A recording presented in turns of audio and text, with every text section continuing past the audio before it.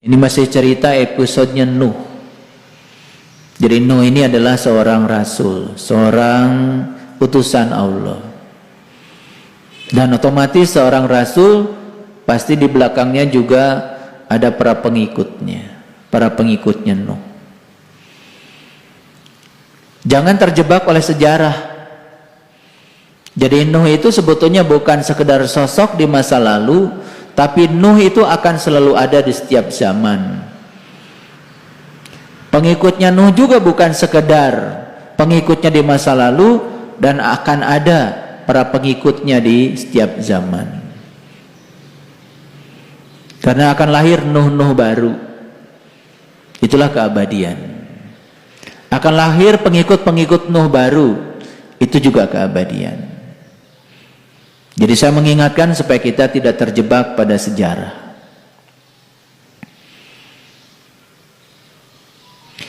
Sesungguhnya aku illa nadhiru mubin, ya, tidak diutus ke semesta ini kecuali untuk memberikan peringatan yang nyata. Jadi mubin itu bahasa Arab. Kalau kita lihat dalam kamus, mubin itu artinya adalah nyata. Apa pesan dari kalimat ini? Setiap utusan Allah itu cirinya adalah menyampaikan pesan yang nyata. Jadi kalau nyata itu apa artinya? Bisa dibuktikan. Kalau nyata itu apa artinya? Terukur. Nyata itu artinya apa? Bisa dirasakan. Itu kan nyata.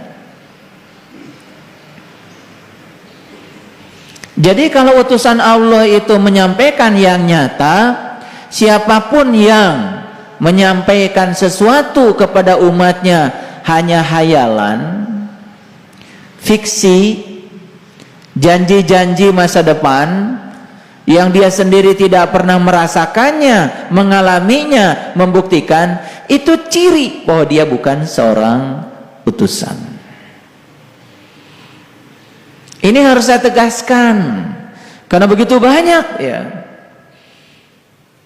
manusia-manusia yang terbuka mulutnya sementara masih tertutup mata kalbunya, tertutup pikirannya. Lalu seakan-akan sedang menyampaikan kebenaran, padahal yang disampaikan itu hanya hayalan-hayalan, ilusi pikirannya sendiri yang dia pun belum membuktikannya. Jadi mubin itu artinya nyata. Nadhiru mubin adalah peringatan yang nyata. Jadi peringatan itu harus bisa dibuktikan. Kapan dibuktikannya? Di sini, saat ini, sekarang.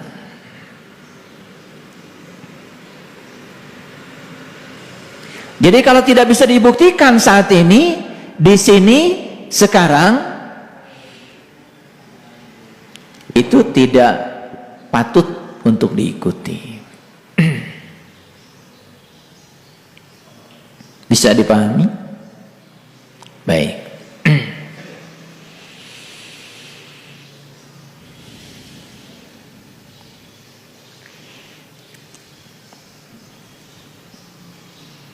Oleh karena itu maka uswatun hasanah yang diajarkan oleh para utusan itu pasti sesuatu yang dapat dilakukan oleh pengikutnya.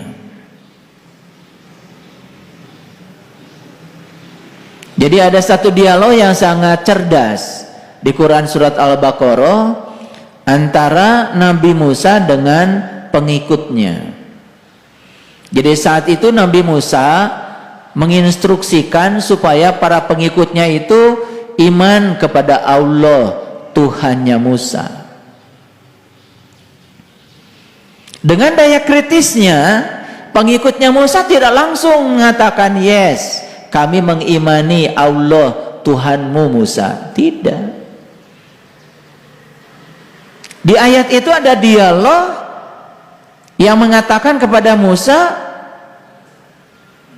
Bagaimana aku bisa beriman pada Allah Tuhanmu Musa, kalau aku belum bisa melihat Allah Tuhanmu itu dengan jelas? Itu diabadikan di Quran surat Al-Baqarah. Ini daya kritis yang sangat luar biasa, yang sudah dilupakan oleh kebanyakan umat. Jadi ketika dia disuruh mengimani Allah Tuhannya Musa, umatnya Musa mengatakan, bagaimana aku bisa iman sama Allah Tuhanmu Musa kalau aku belum melihatnya dengan jelas? Itu sebuah keinginan yang luar biasa dari pengikutnya Musa, dan keinginan itu kemudian dikabulkan oleh Allah. Dan di ayat itu dikatakan, "Tsumma ba'asnakum mim ba'di mautikum la'allakum tashkurun." Dan kemudian aku bangkitkan kesadaran kalian, dan kalian menjadi hidup setelah kalian mati, dan semoga kalian menjadi orang-orang yang tashkurun, orang-orang yang terbuka. Jadi syukur itu arti yang sebenarnya adalah terbuka. Syukur itu kebalikan dari kata kufur. Kufur itu artinya adalah tertutup. Jadi kufur itu bukan ingkar. Mencari orang yang mengingkari Allah sulit. Tetapi mencari orang yang tertutup penglihatannya kepada Allah banyak. Jadi jangan heran kalau di Quran dikatakan orang yang bersyukur itu jumlahnya sangat sedikit. Qalilam ma tashkurun. Qalil dalam bahasa Arab itu artinya 1%. Sedangkan kasir dalam bahasa Arab artinya 99%. Jadi qalil itu cuma 1%. Sedangkan kasir 99%. Jadi kalau Quran mengatakan qalilam ma tashkurun, yang bersyukur itu cuma 1%, berarti yang terbuka. Yang terbuka. Yang sudah terbelah langit rohaninya sehingga dia bisa menyaksikan sejati dirinya, itu sebetulnya cuman 1%. Jadi orang yang beriman sungguhan itu bisa jadi cuman 1%. Yang ngaku beriman tentu saja banyak. Saya tidak cerita orang yang mengaku beriman, tapi saya cerita orang yang beriman.